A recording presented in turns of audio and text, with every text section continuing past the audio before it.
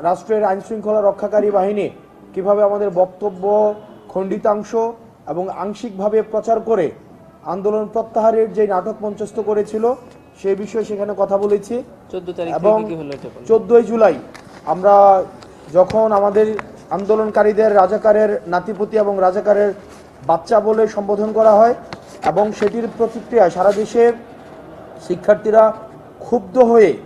সারা দেশের বিশ্ববিদ্যালয়গুলোতে সেই বক্তব্য প্রত্যাহার করা হয় এবং শেখ হাসিনাকে নিঃশর্ত মাফ চাইতে বলা হয়। এবং এরপর দিনই ঢাকা বিশ্ববিদ্যালয়ের ছাত্রলীগ,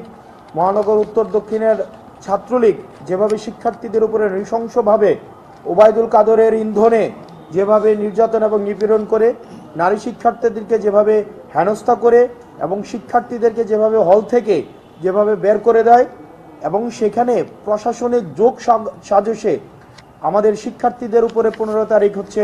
নির্যাতন চালায়, সেটিরই প্রতিক্রিয়ায় 16 তারিখ যখন সারা বাংলাদেশে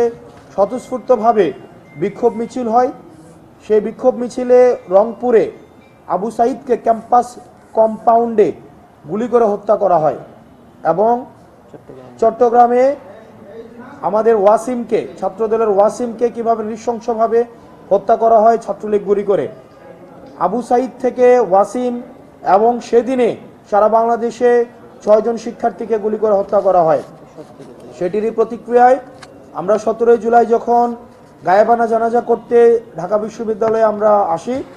আমাদের এজেন্সি আমাদেরকে চাপ প্রয়োগ করে যেন আমরা গায়েবানা জানাজা না দিতে পারি এবং বিশ্ববিদ্যালয়ের যোগসাজসে তখনকার নিয়ন্ত্রিত ইউজিসি বিশ্ববিদ্যালয়গুলোকে বন্ধ করে দেয় এবং গায়েবানা জানাজায় আমরা দেখেছি পুলিশ, বিজিবি এবং রাষ্ট্রীয় আইন শৃঙ্খলা বাহিনীর সমন্বিতভাবে শিক্ষার্থীদের উপরে tear shell, rubber bullet, sound grenade সেখানে হচ্ছে চালানো হয় এবং সেদিন রাতেই আমাদেরকে বাসা থেকে তুলে নিয়ে গিয়ে পদ্মাতে মিটিং করানোর চেষ্টা করে এবং সেটি আমরা প্রত্যাখ্যান করি। সেদিন রাতের আমরা কোনোভাবেই আমরা বলেছিলাম যে আমরা আমাদের নেতৃত্ব স্থানীয় যারা আছে তাদের সাথে কথা না বলা ছাড়া আমরা কোনো মিটিং করতে পারবো না। আমাদের সামনে দিয়েই তখনকার 3 জন মন্ত্রী আমাদের সামনে দিয়েই পদ্মাতে প্রবেশ করে 1 ঘন্টা যাবৎ আমাদেরকে বোঝানোর চেষ্টা করে তখনকার সময় ডিজিএফআই যেন কেন আমাদের মিটিং করা উচিত, কিন্তু আমরা এই মন্ত্রীদের সাথে আমরা মিটিং প্রত্যাখ্যান করি।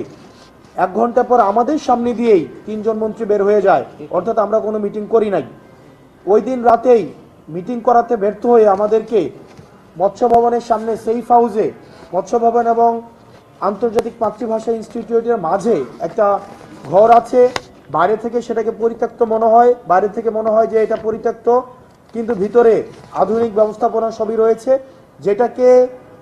আইন শৃঙ্খলা রক্ষাকারী বাহিনীদের ভাষায়, এজেন্সির ভাষায় যেটাকে সেফ হাউস নামে ডাকা হয়। সেখানে আমাদের সারা রাত ভোর ব্যাপী আমাদেরকে জিজ্ঞাসাবাদ করা হয়, আমাদেরকে চাপ প্রয়োগ করা হয়, পরিবারকে জিম্মি করা হয়, যার যা স্থানীয়ভাবে ছাত্রলীগদের পরিবারকে হেনস্থা করা হয় এবং আমাদেরকে মিটিংয়ে যেন আমরা বসি সেটির জন্য আমাদের চাপ প্রয়োগ করা হয়। সেদিন সকালে এসে আমাদের এজেন্সির একজন আমাদেরকে হুমকি দেয় যে আমরা যেন মিটিং করে সারা দেশের সামনে আমরা যেন বলি যে আমরা আন্দোলন প্রত্যাহার করে নিয়েছি, তাহলে আমাদের লাইফ সেটেল করে দিবে, বিদেশে আমাদের লাইফ সেটেল করে দিবে, এই বিষয়গুলো আমাদেরকে বলেন। আমাদের সারা দিন ব্যাপী আমাদেরকে নির্যাতন করা হয়। সেদিন জুম্মার নামাজ ছিল, আমাদেরকে নামাজ পড়তে পর্যন্ত দেওয়া হয়নি। সেদিন আমাদের ফোন থেকে বিভিন্ন সমন্বয়কদেরকে ফোন দিয়ে তাদেরকে ধরে আনা হয়, হাসিবকে ধরে আনা হয়, আমার ফোন থেকে ফোন দিয়ে হাসিবকে সেদিন উঠিয়ে নিয়ে আসা হয়।